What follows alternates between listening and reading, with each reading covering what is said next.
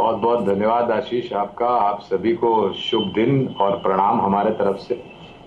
तो मेरे ख्याल से निचला स्तर मार्च में बना था, वो निफ्टी का बना था करीबन 7,500 या 600 के आसपास। अगर मैं गलत हूं तो आप मुझे सही कर सकते हैं। और 25,800 900 का स्तर बना था सेंसेक्स पर। तब लोग ये धारणा लगा रहे थे कि शायद हम और नीचे जाएंगे और नीचे जाएंगे। फिर हमने सफर शुरू किया, लॉकडाउन से अनलॉक की परिस्थिति में आए। 1 से लेकर के आज तक 5.0 अनलॉक हमने देखा। और उसके साथ साथ और इसके भीतर भीतर हमने ये भी देखा कि विदेशी संस्थागत निवेशक है, उन्होंने पैसे लगाए, स्थानीय संस्थागत निवेशकों ने पैसे लगाए। और जो मात्रा में निराशा छाई हुई थी उसका एक बहुत बड़ा परिवर्तन हुआ नतीजों के आधार पर, जो हमने पहली तिमाही के देखे और जो आगाज कल से हुआ है टीसीएस के नतीजों को लेकर के। एक बहुत बड़ा धमाका था कल टीसीएस के तरफ से, बहुत ही शानदार नतीजे टीसीएस लेकर के आई। और मुझे उम्मीद है आशीष कि अगर नतीजे सही आते जाएंगे तो मार्केट यानी कि शेयर बाजार अपने आप को बखूबी संभाल लेगा। और अगर आप मौका चूक गए तो आप ये मत कभी भी सोचे कि आप मौका चूक गए हैं। ये सोचिए कि आपको मौका मिल रहा है निवेश करने के लिए। खाली एक ही दरखास्त है सभी को, निवेशकों को, कि आप कोई भी शेयर में पैसे नहीं लगाएं, थोड़ा जांच परख करके लगाएं, लंबी अवधि के लगाएं और थोड़ा बहुत अभ्यास करके लगाएं, तो आपको मेरे ख्याल से मार्केट या बाजार कभी निराश नहीं करेगा। ओके, तो ये रहा मार्केट्स का मूड का चेक। और अब जरा दिखाएं कौन कौन स्क्रीन पे जुड़ता हुआ। सवाल जवाब के सिलसिले की शुरुआत कर रहा हूं मैं और सबसे पहले पुणे जा रहा हूं। यशस्वी पाटिल जी पुणे से जुड़ती हुई। यशस्वी, हाय, गुड आफ्टरनून मैम। मार्केट्स में एक्टिवली ट्रेड करते हो आप, इन्वेस्ट करते हो? जी नहीं, मैंने 2-3 महीने पहले ही शेयर मार्केट में ट्रेडिंग शुरू किया है और फंडामेंटली स्ट्रॉन्ग शेयर्स में पोर्टफोलियो बनाने के बाद अभी मैंने ऑप्शंस में ट्रेडिंग शुरू किया है। तो ये अच्छा, फंडामेंटली स्ट्रॉन्ग शेयर्स का पोर्टफोलियो, अब ऑप्शंस, तो ऑप्शंस का कुछ बैकग्राउंड था? अपनी खुद की स्टडी के जरिए कर रहे हो आप या कोई किसी की हेल्प ले रहे हो? कोई ब्रोकर है बीच में जो मदद कर रहा है? कैसे हो रहा है ये? जी नहीं, अभी हस्बैंड और मैं कर रही हूँ, ब्रोकर नहीं है बीच में। हाँ। और डेफिनेटली सीएनबीसी आवाज पे जो कॉल्स देते हैं सभी पैनलिस्ट मेंबर्स, तो उनका बहुत शुक्रिया अदा करती हूँ। उनकी वजह से हम ये कर सकते हैं। तो अभी पोर्टफोलियो का हालचाल कैसा है? ये बाजार की रैली से पोर्टफोलियो को फायदा हुआ आपके कि नहीं हुआ था?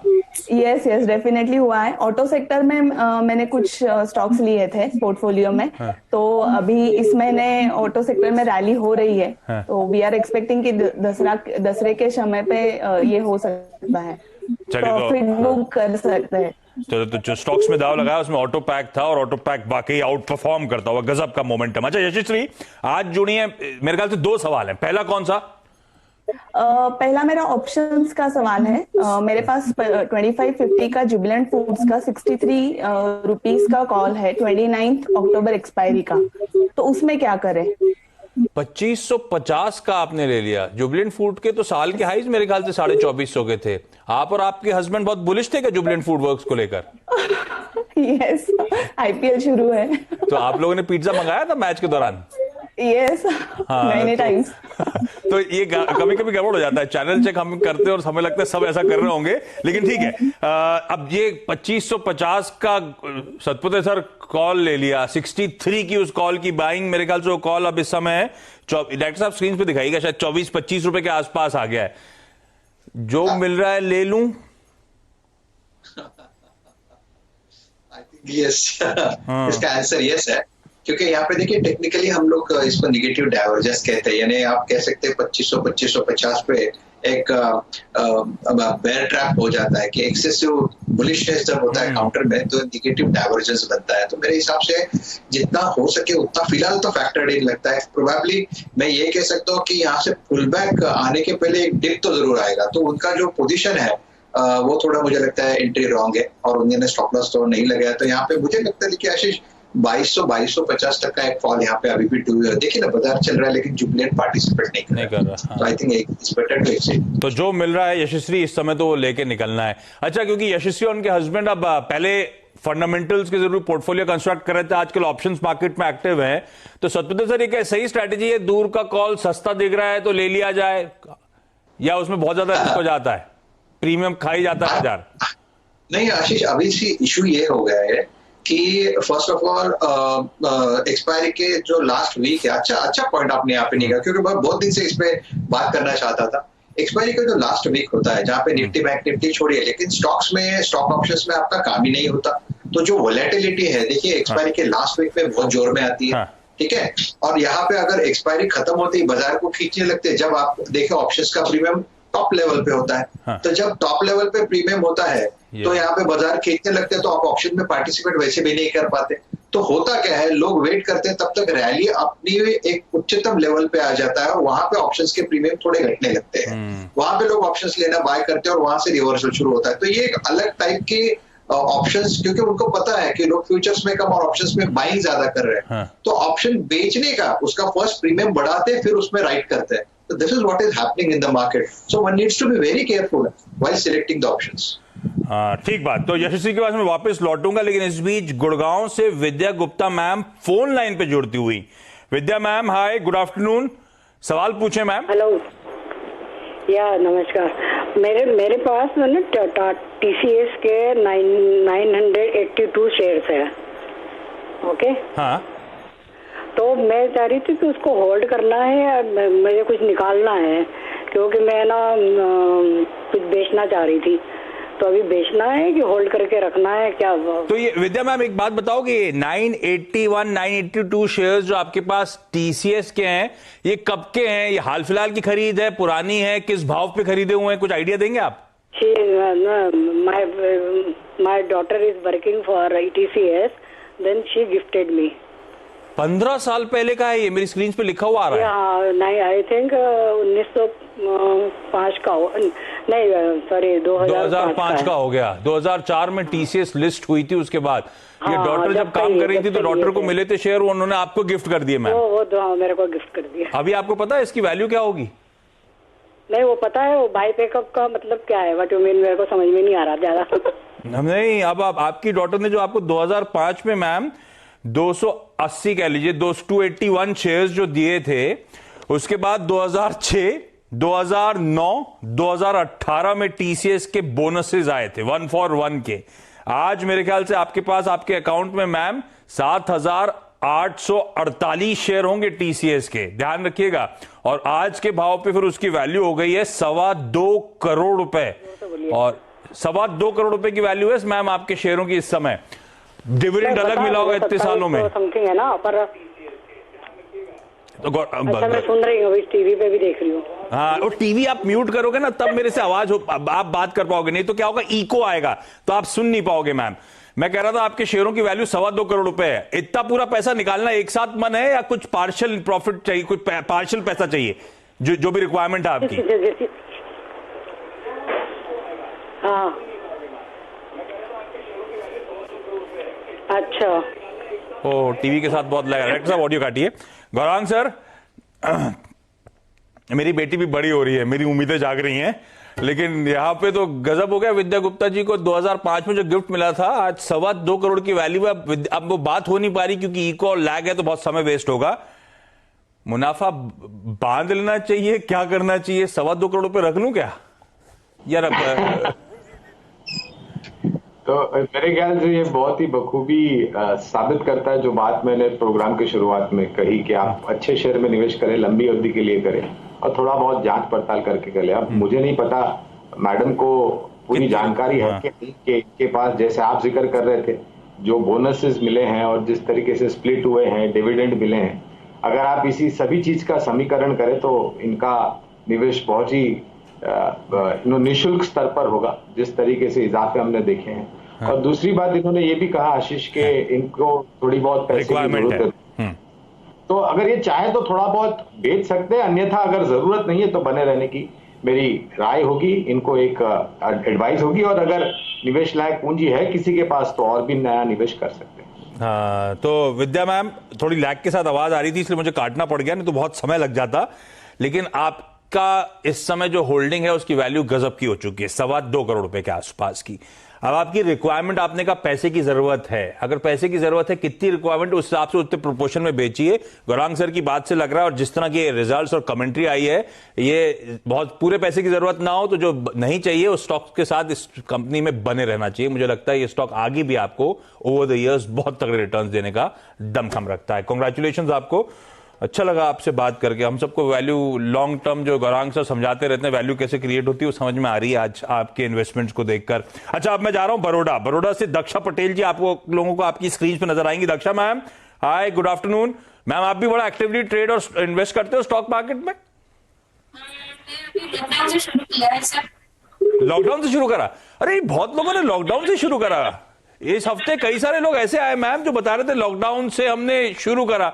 अभी आपके साथ जो बैठी है यशस्वी, उन्होंने भी लॉकडाउन में शुरू करा। कल इंदौर से कोई जुड़ा था, उन्होंने भी लॉकडाउन में शुरू करा। ये लॉकडाउन में घर बैठे आपको स्टॉक मार्केट की याद क्यों आई?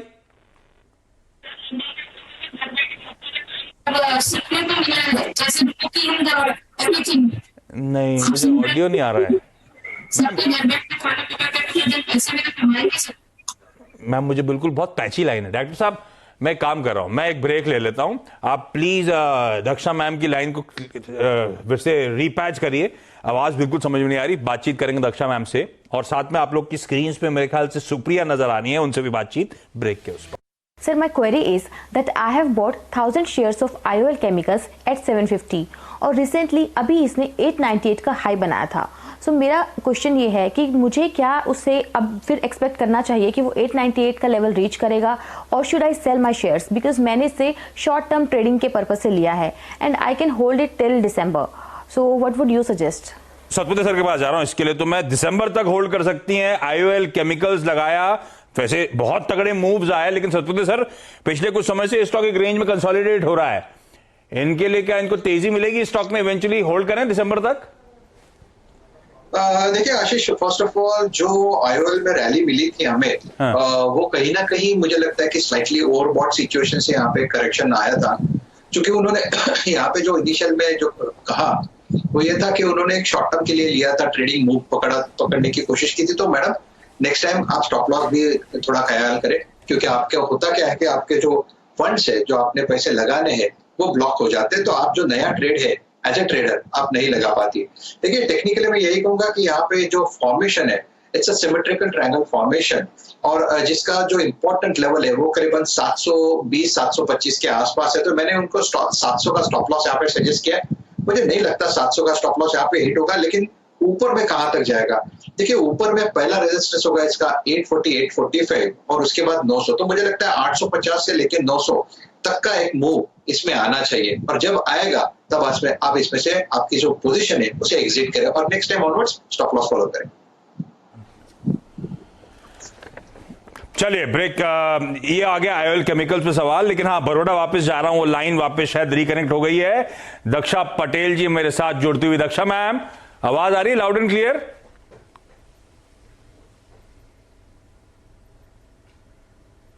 नहीं, मैम की तो आवाज आई नहीं मेरे पास। आवाज आ रही है सर? आ गई। ओके मैम, सवाल पूछिए। यस सर, मेरा टाटा पावर है 59 के 300 शेयर, और जमुना ऑटो है 200 समथिंग 47 के। तो मैं क्या करूं? ये दक्षा मैम, आपने कहा लॉकडाउन में आपने इन्वेस्टमेंट ट्रेडिंग की शुरुआत करी थी। ये स्टॉक जो टाटा पावर और जमुना ऑटो आए, कहां से आइडिया आया इन स्टॉक्स में इन्वेस्टमेंट करने का? कुछ स्टडी वडी करी थी? सर आपके भसीन सर है ना? हाँ, बहुत अच्छा टिप देते हैं ना। हाँ, तो भसीन सर टिप देते, अच्छा, तो उनका, अच्छा, तो अब टाटा पावर और जमुना ऑटो दोनों आपने 59 पे खरीदा। टाटा पावर 55 पे चल रहा है, जमुना ऑटो 47 की बाइंग है, उसी के आसपास है, 44-45 के आसपास, तो बाइंग के आसपास ही है। सतपति सर क्विकली बताएं क्या करना चाहिए दक्षा मैम को यहाँ पे?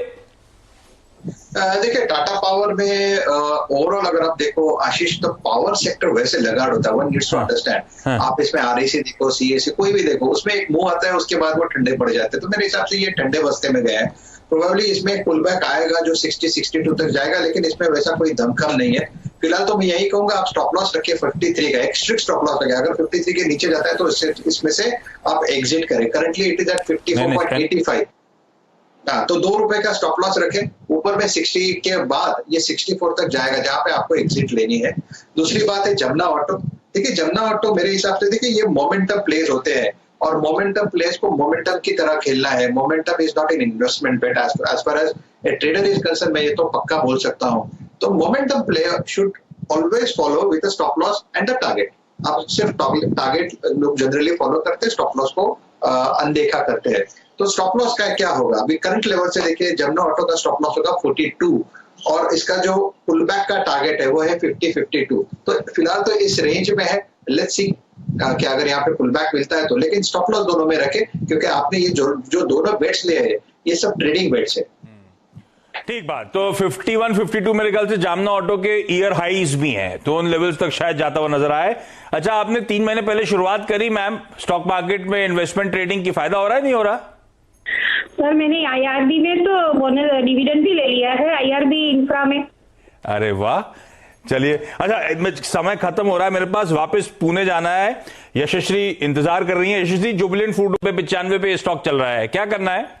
आई एम अज्यूमिंग ये वो वाला पार्ट ऑफ द पोर्टफोलियो जो इन्होंने कहा ये और इनके हस्बैंड मिलके लॉन्ग टर्म के लिए इन्वेस्ट करते हैं। देखिए, अगर लंबी अवधि का है इनका निवेश तो बने रहे, निराश होने की कोई जरूरत नहीं है। और अगर निवेश लायक पूंजी है लंबी अवधि के लिए तो ये 90-92 जो चल रहा है वहां पर ये और जोड़ सकते हैं। और ये सबसे बड़ा डिफेंस रिलेटेड प्ले है और हमने आप ही के साथ एक प्रोग्राम किया था जब वो डिफेंस सेक्टर में परिवर्तन किया। गुप्ता जी जो फोन लाइन पे जुड़ी थी, आप सबका बहुत बहुत धन्यवाद आज वक्त निकालने के लिए। यशस्वी, आपके लिए तो आइडिया भी है, ये सतपुते सर जो है ना, आए वीकेंड हर महीने के एक वीकेंड तो पूना पहुंच जाते हैं। कहीं ना कहीं मिल जाए आपको तो इनसे वो आप एफएनओ ट्रेडिंग की कक्षा ले सकती हैं, आसान पड़ जाएगा। सतपुते सर है ना? यस यस, देंगे ना आप? दबी जबान से बोल रहे हैं, वैसे खुल के बोल, मैं ज्यादा दिल से कह रहे हैं खुल के, आप बिल्कुल कभी भी उनसे क्लास दे सकते हैं। लेकिन धन्यवाद आप सबका जुड़ने के लिए। अच्छा, ब्रेक पे जाने से फ्रेंड्स मिलते हैं अगले वीडियो के अंदर, जब तक के लिए गुड बाय।